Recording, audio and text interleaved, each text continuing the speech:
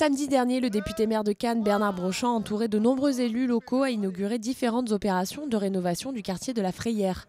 Dans le cadre de la politique de la ville et de la rénovation urbaine, la municipalité s'est engagée depuis quelques années dans une transformation totale du quartier. C'est un grand bonheur pour moi.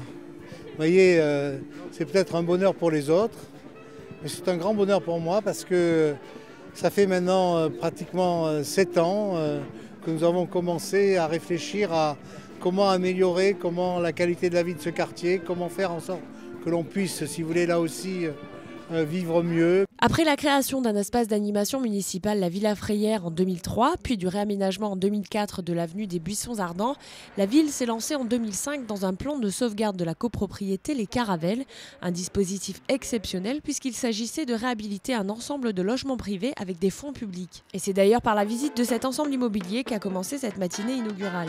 Ensuite, au milieu des immeubles de Sainte-Jeanne, la plaque de la toute nouvelle rue Amador Lopez a été dévoilée.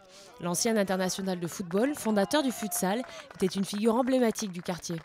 Amador Lopez, son nom résume sa destinée. Amador, Amédée, ce nom signifie aimé de Dieu. Et il a été aimé de Dieu, Amador Lopez, pour tout ce qu'il a fait pour les hommes. Cette inauguration me touche vraiment, puisque je connais l'engagement que mon père avait dans le quartier. Moi, j'ai moi-même travaillé dans ce quartier. Je suis très ému. La nouvelle voie ouverte grâce à la démolition d'un bâtiment permet de désenclaver le quartier vers le sud. Elle débouche par ailleurs sur le Pont Neuf, ouvrage également inauguré lors de cette matinée. Le Pont Neuf va nous porter bonheur. 1, 2, 3. Voilà. Une opération de réhabilitation unique à laquelle s'ajoutent de nombreux travaux de résidentialisation. Le réaménagement d'autres bâtiments du quartier est programmé pour 2010.